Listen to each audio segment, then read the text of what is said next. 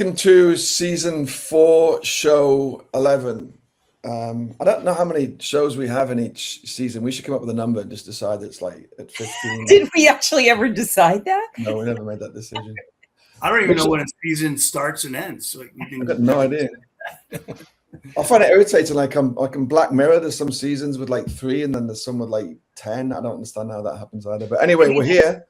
We have a couple of fantastic guests today and a couple of fantastic hosts. So I'm Christian with Magpie. Let's start with the hosts, Laurie. Hey everyone, I'm Laurie Timoney with Insightful International. Good to be here with you today, and happy to have Stephen and Sara joining us today. Hey, it's Bruce Rosard. I'm one of the co-founders of Arrival, and looking forward to this great conversation we're about to have. So, Sara, how about if you introduce yourself? Tell us what you do.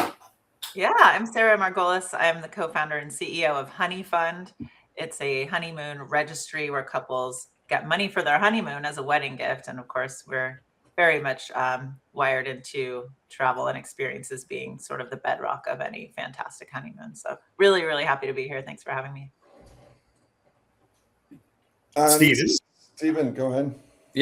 Hi, I'm Stephen Thresh. I'm the Senior Director for Destination Management and Connectivity for Viator/TripAdvisor Experiences. I oversee the global side of supply management for the business. You need like 2 business cards for all that. I know it's a lot. It's a very long title. I don't have any business cards right now. That'll take you the first month. And you just started recently, right? I'm relatively recent now, so it's creeping into the second half of the year. So I'm now 7 months into the business. Already? Wow. Okay. I know it's been quick. I've traveled a lot of the world, been to a lot of your events, so I've worked in travel for 25 years, in travel tech. So overall in all areas of travel, mostly with marketplaces. Online marketplaces, and so this is my first foray into experiences. Best part of travel, as some people say. It's a great part of travel. It's broad, it's complicated, and brings in its some inherent challenges, but at the same time, it's at that point in its evolution where it's still really interesting and still a long way to go to kind of. In the evolution to kind of bring it somewhere near kind of other areas like hotels and even vacation rental. What was your impression after the first week? I remember when I moved from buying hotels to going to the experiences space, and it was a big, huge change. How did you feel? That was a few years ago, Laurie, when you did. I know it was 100 years ago, Bruce, but I'm asking Steve. So. My journey is I spent about just under 20 years with Booking, from when it was not called Booking to when it became a huge company, but then also spent some time in vacation rental in a startup there called Holidoo, based out of Munich, and then a year with in ground transport on the OTA side with Busbud, based out of Montreal. So worked kind of all in areas. So I've seen kind of different parts of it, and then coming into experiences, my first impression was how broad a subject the word experience covers an awful lot of things. Mm-hmm. And so it took me a little while to get my head around how you manage that. So from a gastronomic cooking class in Rome through to kayaking down the Waikato River. And then being in all things in between. So that's interesting for me, and also just how fractured this industry is. The great thing about going into hotels was it's such a fractured industry, especially in Europe, that you can provide choice as an OTA. It's a great place to work around, and that's why hotel OTAs are able to charge what they charge because of that. But coming into this market.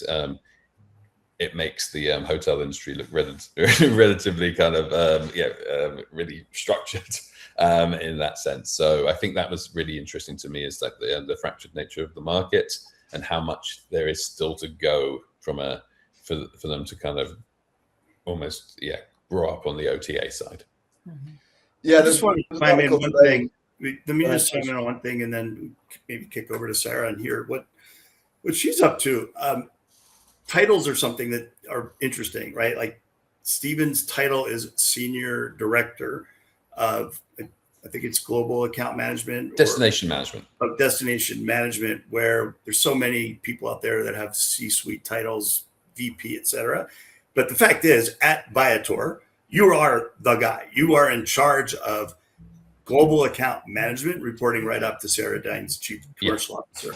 So the title doesn't always say the thing, but I think it's really important and clear. It needs to be that if we're talking about account management at Viator, that's your role. That's what you lead. Yes. So supplier management and what we call it destination management, because again, just before I arrived, really, it was like, well, do you manage accounts or do you manage a destination? And it's again, philosophically, there's a slight difference between the two. But for us, it was about being deep and close to an overall destination. Let's take London. We want a destination manager to own that destination and be responsible for the bottom line in terms of driving revenue and growing that destination, rather than looking after just the top accounts. So it's a philosophical thing, which is why it's called destination management. But so a team of about 45 people, kind of ranging from the furthest away from me in Melbourne through to the biggest office and most people based in London. So it's global for us, and it involves a lot of time zones. But so that's titles. That's fine. At Booking, we were a Dutch company who didn't believe in titles, so I'm used to that. So any supplier anywhere in the world that's got a problem with paying too much commission or getting too many cancellations, or I may need help from one of my team. But so a couple of things. There's a couple of things. You got to tell us a story about the TV show you're on. I want to hear that. We have to go there. Do you guys know this story? Well, I know. I've seen Sara's LinkedIn profile, but I don't know any story behind it. So if there's a good story, that would be awesome. Well, story is I've given birth twice with no drugs, and being on Shark Tank was more stressful and scary and painful than that. So, so we were on the show in 2014. We got invited actually to apply. Somebody on the crew had used Honeyfund to give a gift to a friend who was getting married and referred us to casting, and they reached out. And I'm not a fan of reality television. My first gut instinct was like, I would never do that. But obviously being, having the opportunity to put your brand in front of, 7 million viewers on primetime TV is something you can't really say no to. So we applied and we got cast, and we got a deal, and, it's been absolutely worth it, worth the pain of the actual, the stress of being in the tank. And, our Shark Tank relationship has continued to provide more exposure for the company. I've been back on the show 5 times after the original airing with follow-ups and things. So it's one of the few reality shows where it's pretty real. It's not scripted. You actually make a deal and money exchanges hands. It is what it appears to be. So it was a great experience.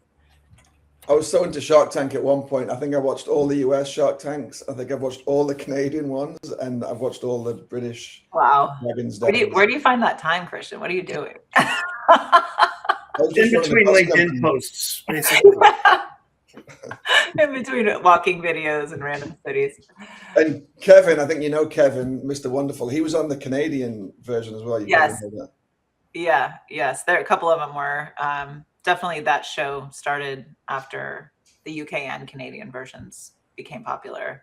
Started in the US. So fun time. What was it about your product, Sara, that they thought was so awesome? Well, when we walked into the Shark Tank, we'd already processed about $200 million in gifting on the platform. So I would just say that was it. We had traction. Makes sense. And the thing about this kind of gets into Christian's point about loyalty.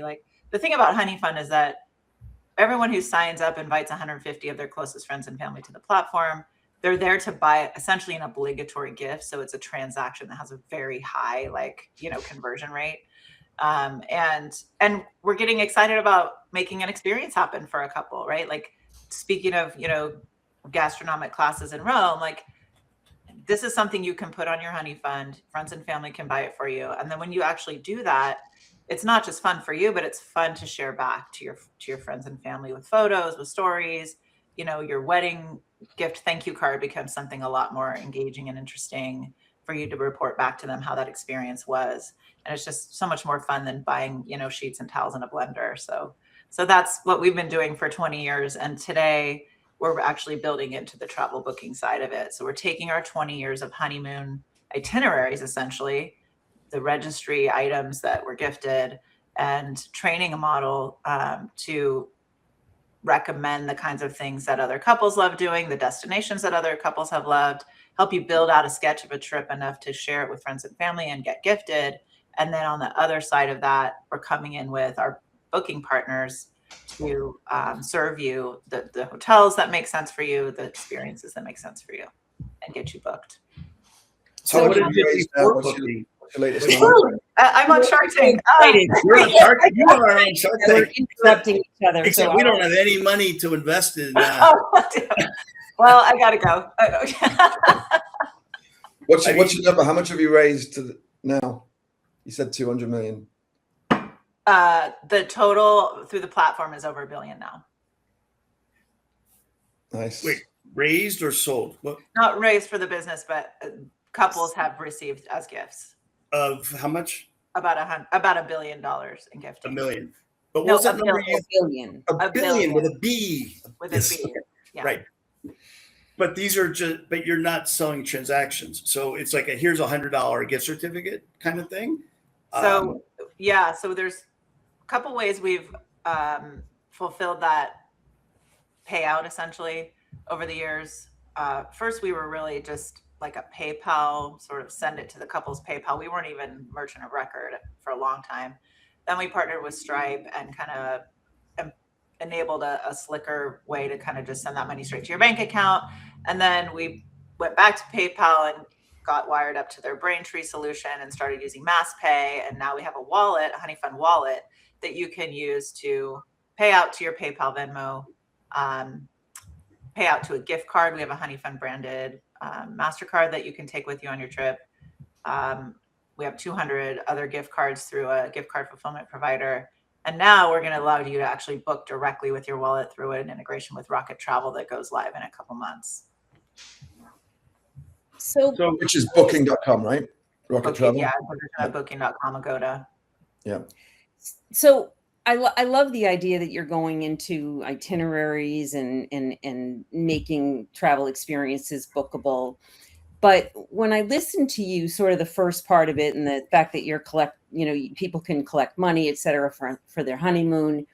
How do you think of yourself in relation to somebody like The Knot, for instance, right? Mm-hmm. So you've got a lot of couples that just build the website because it's there and they can build it easy enough. And then they can, the money piece of it is already included in that whole, arrangement, that platform, as well as the ability to buy experiences, because you've got a lot of companies like Virgin Gifts and some of those other ones that will, that they feed into that. Mm-hmm. So how do you think about yourself in relation to that other competition, I guess you could say?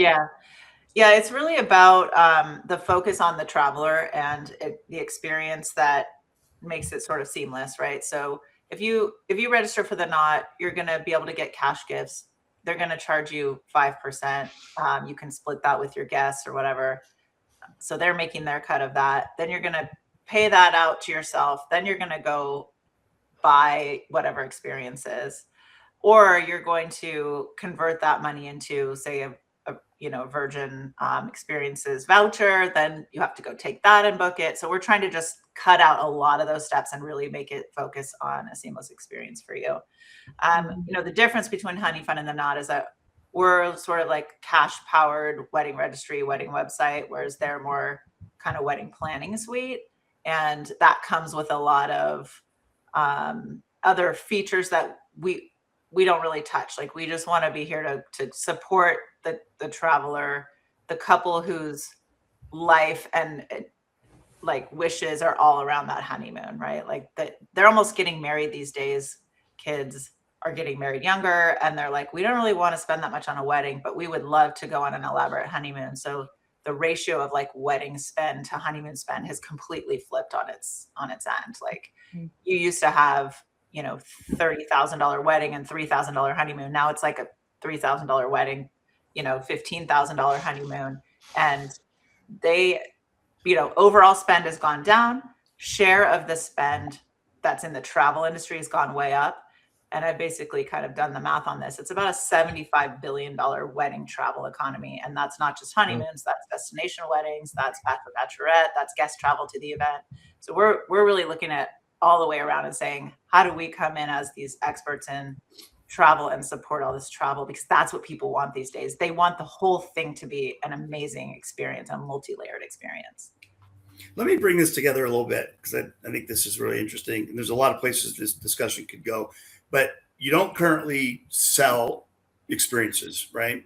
You're not a merchant, and you have something brewing with hotel that where booking will be the fulfillment.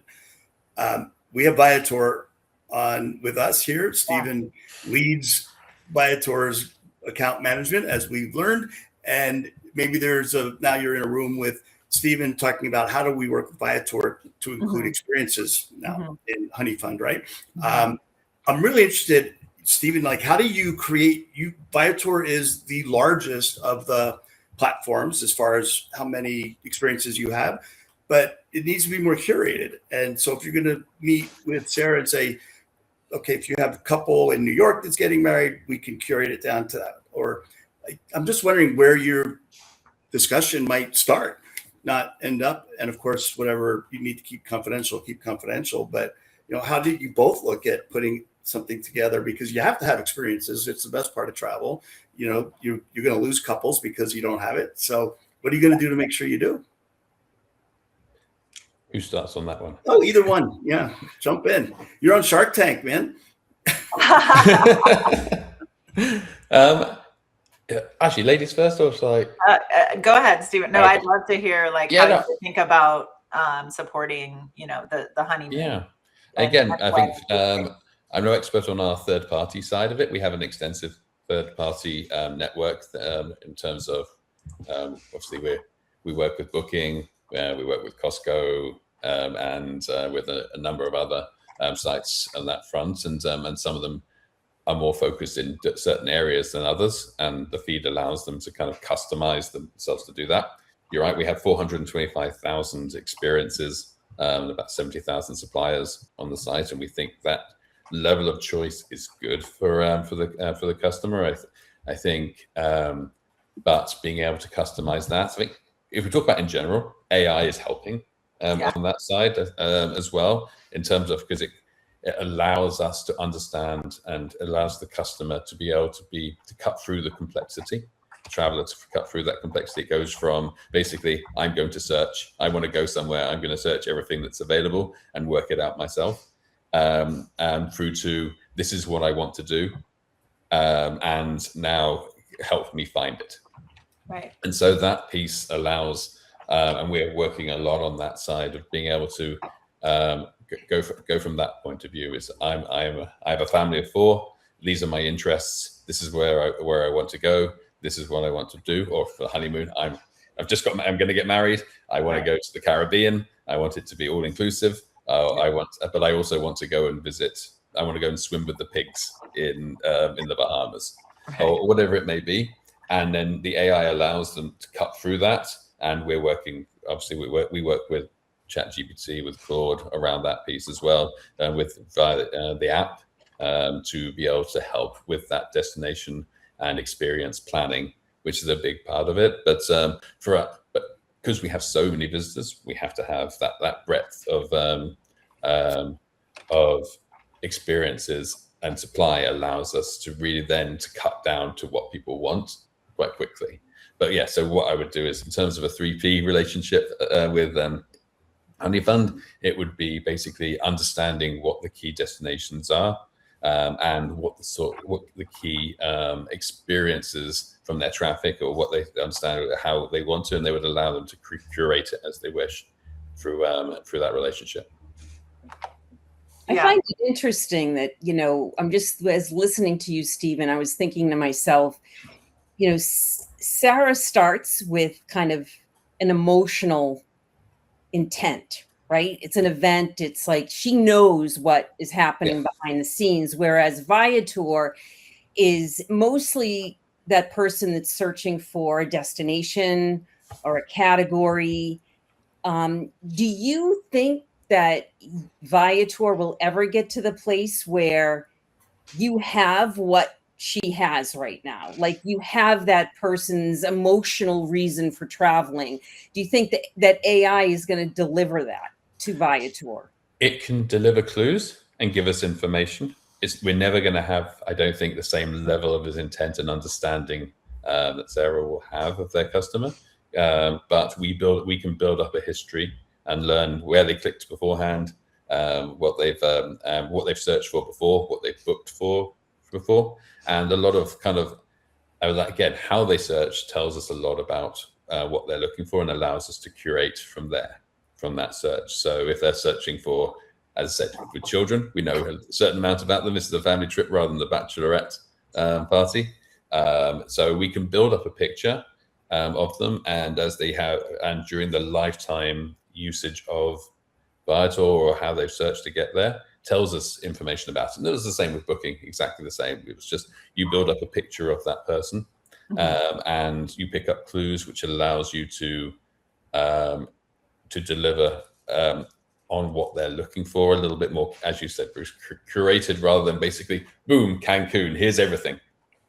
Actually, okay, this person is searching with a family, or it's their honeymoon, or well, we won't quite know that, but it's a couples thing, or it's a bachelorette thing, and they're interested this and this. Okay, we can narrow that down to provide that, but we'll never know kind of that full depth that Sara would have. It's a place you'd love to be, right? So you when you talk about funnels, and I think 4 years ago, nobody would have ever thought OTAs or Google might get disintermediated. And today we talk about that a lot. But you're at the top, which I guess if you were to choose where to be, you're kind of the first place potentially before they decide anything. Yeah, there's sort of this unique aspect to Honeyfund. When you think about the traditional traveler journey, the dreaming, the planning, the booking, traveling, we're kind of we're in the dreaming stage, but we're at a place where you can actually articulate the dream for other people to see, right? And that's not something that actually most travelers ever do, right? They just kind of go piece it together, different providers, different OTAs, different, experience hotel. So having that sort of picture, helping them articulate that picture, is kind of our first challenge. So we're taking our AI model. We've got our 20 years of honeymoon registries. We've got partner feeds. We actually already have Viator's partner feed through our affiliate relationship. We can say, all right, here's things that couples have done before. Here's maybe a little more color around what that looks like right now in the market, what's available to book. Here's some options for you to choose from, and then help them sort of put that puzzle together enough for friends and family to start getting excited about it and start gifting to it. And then we have this really rich picture of what the actual trip will look like, that we can use to bring those booking options to them. And I think when you talk about sort of what AI can do for us, it can, we can get into the whole debate about personalization and the connected traveler journey and all that. But what we can do is just present options that allow that dreamer to kind of formulate more of a plan. And what we know about honeymooners is that they absolutely love planning their trip. Most of them are DIY planning it. Travel agents are not really something they're interested in interfacing with. The whole process of it is sort of this welcome reprieve from the stress of wedding planning. And having, as we all know, the anticipation of a trip is like at least half of the fun of taking a trip, right? Like that time when you really are like, this is what I'm going to do. And it's on the calendar and I'm so excited. So we get to be part of that, and we get to nurture that and then build on that into a booking, which I don't think any other booking site can really say. The trip planners are in this. It gets into trip planning, right? I think about Mind Trip because that's what we always mention, but it gets into that space. That's always a debate that people have as well. Is are you taking away from the fun of planning? I don't think things like Mind Trip do take away from the fun. I think it's just a different place to plan fun. I've used Mind Trip. I might differ with that opinion, but That's for a different day. That's for a different day. But maybe, I don't know, maybe you might be aware that Lori spent some time working for Virgin Experience Gifts, right? Were you aware of that? Yeah. And I'm just really curious how it's different. Yeah. And I think Lori, Virgin Experience Gifts is closer to the trend. There's actually transactions happening, right? Mm-hmm. Where people are buying gift cards for specific experiences that they may or may not use, but that's the idea. Where Honeyfund is more, you're buying cash credit towards the tours, right? Yeah. So, but the key difference, Bruce, is actually that Honeyfund is a gift registry. It's a wish list. It's a couple that has a giftable occasion coming where 150 people have an obligation to buy a gift saying, this is what I want. Whereas the other kind of travel gifting platforms are like an unsolicited gift. Like, oh, I have to buy Lori something for her birthday. She's always talked about, hot air balloon rides. I'm going to buy her a voucher for that. And then, like you said, she may or may not ever use it. Yeah, So it could be the occasion, but in the case of a wedding, for instance, people like the Knot, which basically, I don't know if you know who they are, Bruce, but essentially, Yes. Okay, you know who they are. So they will partner with Virgin Experience Gifts so they can offer experiences on these websites, and like Sarah's, so it's just another option available to somebody. One of the big things that's different about a gifting site and somebody like a Viator, for instance, is that when you go to Viator, you're buying a specific experience. When you're going to Virgin Experience Gifts, for instance, you're going to buy the experience, but if you give that gift to the person and they're like, oh, darn, I don't really want to go do that. That's not me at all. Mm-hmm. You can just easily just use it. It's like money. You use it to go do something else. So there is that piece of it that actually makes it extremely flexible from a gift giving perspective, which is something that you wouldn't have if you were going to an OTA, for instance, and just buying a gift, or, an experience outright. So that's kind of the difference from and that. then there's all the details of the booking, right? Like the time and place and all that stuff. Yeah, all that. But you don't where have to worry about what you get. how is Honeyfund different than almost like a GoFundMe site? Like, I want to go to on my honeymoon, and it's going to cost me 10 grand for the tour that I think I'm going to go. So now I'm just asking people to contribute towards my $10,000 honeymoon on Honeyfund. Yeah, essentially. I mean, we were around before GoFundMe, first and foremost. I always say GoFundMe is like a honey fund, but for other stuff. So yeah, we're really, really focused on that wedding. We actually just launched Anniversary Fund, so couples can get supported for like big anniversary milestone trips, 10 years, 20 years. We've seen some 50 years on our website.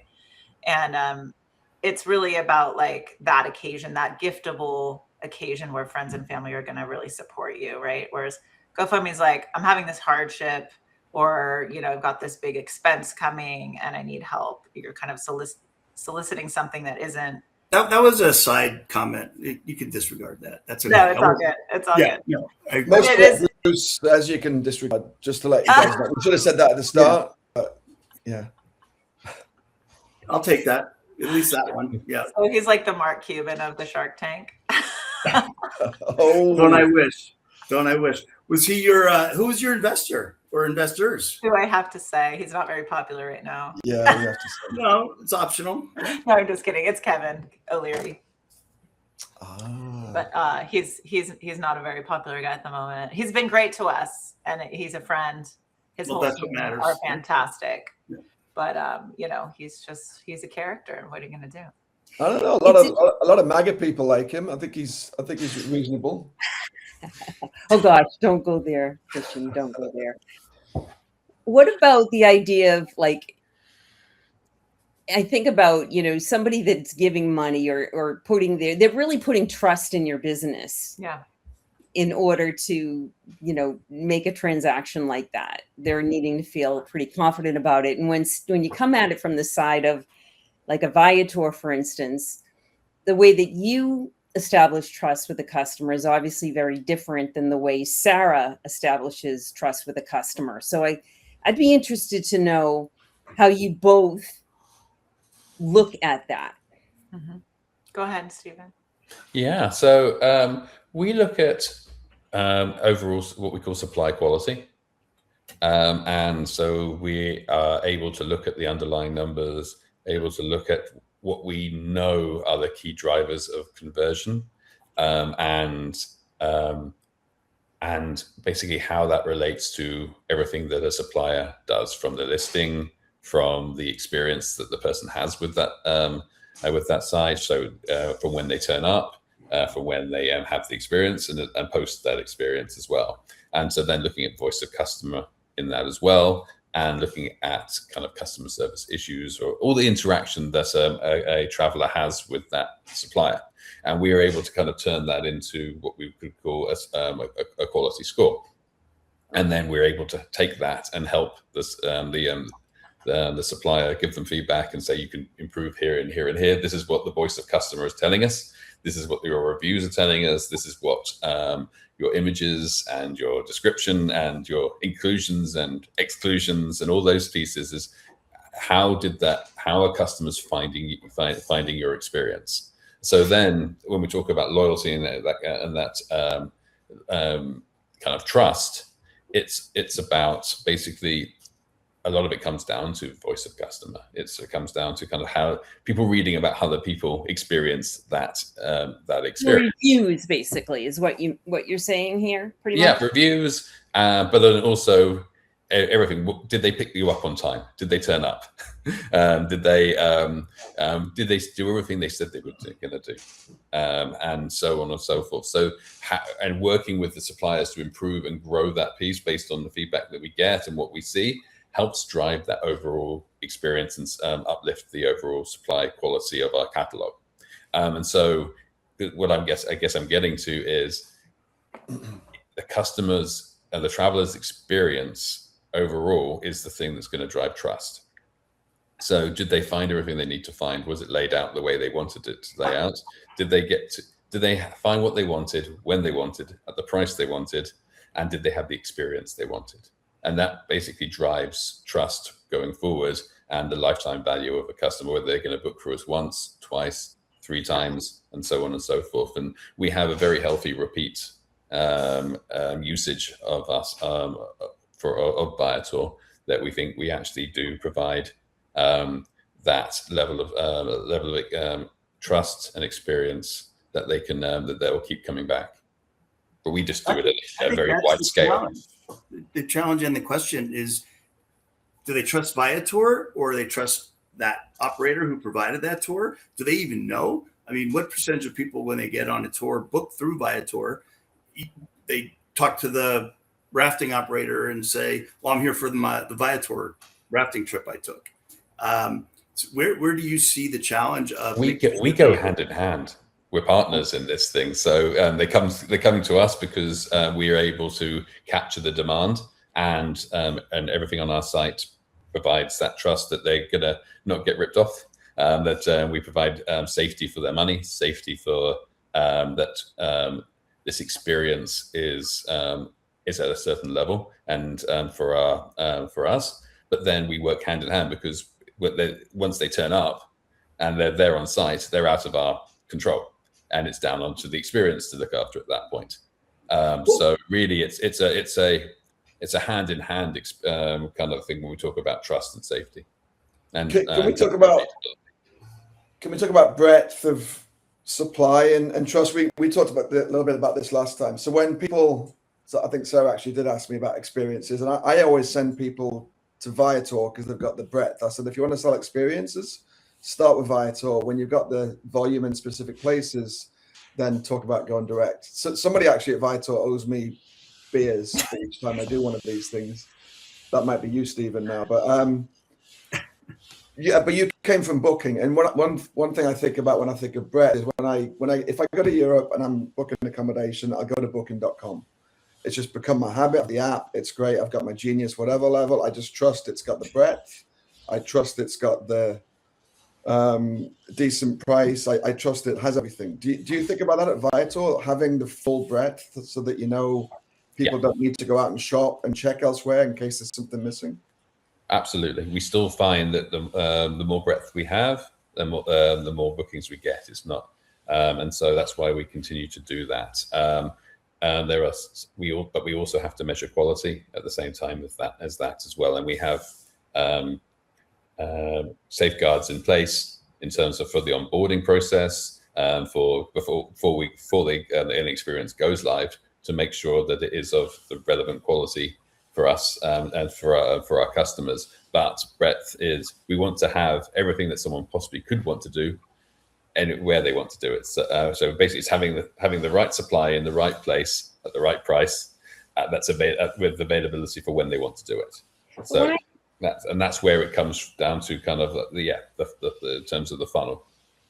When I think about breadth, sometimes it's good and sometimes it's challenging. Yeah.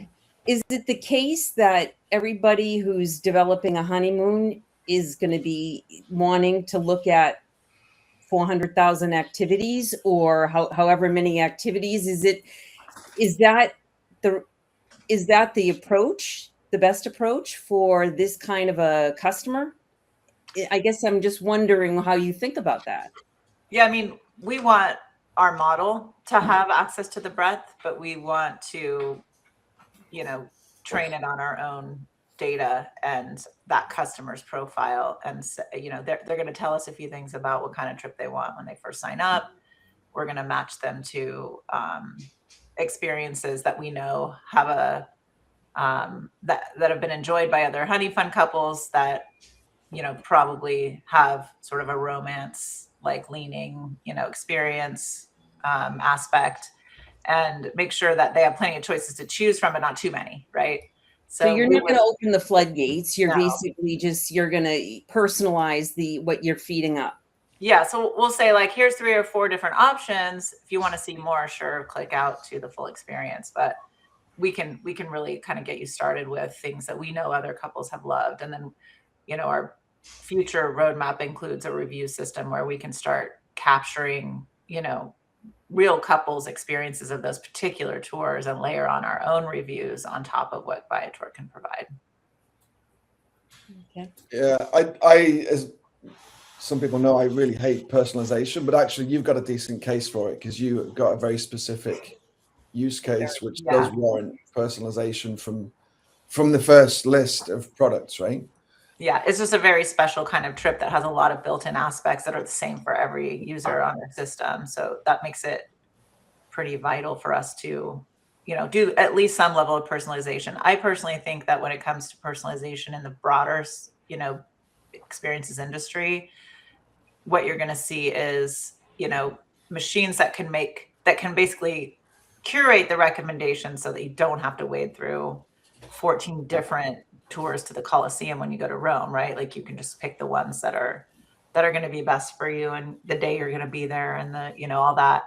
But couples still want to be able to interact with the options and dream and choose and feel like I built this trip, right? Like that part of it is still very enjoyable for travelers. I think honeymooners in particular, but a lot of travelers really enjoy that. So just telling an agent, like, here's what I want to do, go figure it out, and then have it all booked and not even get to participate in that, I really don't see that coming to fruition anytime soon.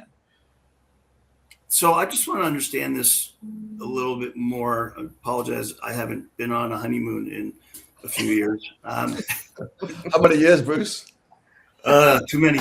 But maybe it's time to do another one. I think we need an anniversary fund, Bruce. I think we need an anniversary trip. Did we get that? We got that, right? We're not going to edit that out. We can edit that out, but we should do an anniversary trip. And then when I come to Honeyfund, and I would, all right, we want to go to Greece, and so these are the approximate dates. And then we want to make sure we get out to Santorini, and we want to go to Corfu or whatever. And then at each place, you're showing me hotel options I could stay at, Yep. experiences I could do. And Yep. I am then, that's how I'm building my trip. And say, okay, here's my dream honeymoon. Yep. That goes out in Honeyfund so that all the guests that are invited can come Yep. and say, oh, that's an awesome trip these guys are doing. Yep. I'm happy to donate money towards that or give money Right. towards that, which is why you're not worried about transactional yet, because that hasn't Right. been the model. That's Right. going to be, stage whatever, and you might be able to capture more revenue if you can get into that booking flow, but that's not the point right now. Yeah. Okay. Well, it hasn't been the point, but it's becoming the point now, because we realize obviously there's value for the traveler, for them to be able to just book directly with their wallet, not have to pay it out and then go, step through multiple different transactions to get to that finished product. Yep. We can offer them rewards. So, hey, you book through our hotel solution, get a little, travel credits back for your next trip. That incentivizes them to come back for an anniversary fund. So it's just like a lot of value that we're creating across your traveler journey, from your honeymoon through, the next trip. Baby moons are massively popular right now. That's a category that we're building into. Baby moons. Yeah. I did that. We did that. Are you an OTA at that point? Yeah. Specialized OTA? I mean, we're partnering with the OTA to bring the inventory. At some point, do we just go make our own direct relationships with all these properties and trip providers? That's a whole different business. That's not my specialty. I don't know, but an OTA could certainly potentially acquire us. And then now they have the gifting layer and that ecosystem and that loyalty driver on top of what they have already built on the supply side. And now you have to connect with Batch. Yes, I've met them. Yeah, great people. Seems like it would be a nice synergy there to some degree. Absolutely. In general, the travel industry needs to understand how much money goes into getting married that's being spent on travel, and proposals is one that we hadn't even talked about yet. Yeah, and Batch is seeing what they call the celebration economy, right? Yeah, exactly. Yeah. Those things. Yeah. Lots of reasons to travel. Indeed. Okay. Yeah, I kind of like that you've got the lifetime. There was an article I read this week. I think it was in the Guardian in the UK, and it talked about registries for divorcees. Yeah. Because they actually do need a toaster. Yeah. They do need a blender. And a couch. Yeah. Yeah, all those things. Funny enough. Well, I know we're pretty short on time. Any other topics you guys wanted to bring up here? Christian, I know you had a list. Did we get to any of those? Well, I was gonna beat up on Stephen a bit more about being disintermediated, but I did check the stock price this morning, and since Stephen joined, I don't have the exact date, but I think Viator TripAdvisor stock's up like 50% or 60% or something like that. So Hey. Nice. I'm sure he'll take credit for that. I wish. No, I do think the angle's interesting. The sort of the funnel stuff, and I just think it's nice now to not be able to be intermediated. So having this customer at the very top and not being involved in this whole search and discovery thing, which is a bit all over the place, is interesting. But should we do a quick fire? We have to make it a quick fire. Go ahead, Stephen. No, I was just going to say AI is helping us no end with that piece. So again, it's rather than basically a straight where do I go? It's this is what I want to do. Please help me. And that is the fundamental difference of where I guess we're going in terms of travel search right now.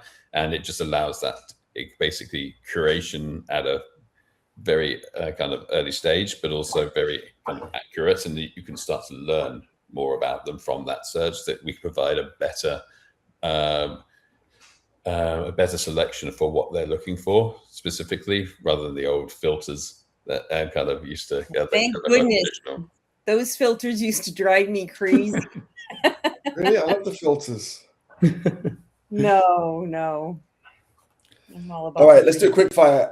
It's going to be quick because there's lots of answers. Because there's two parts.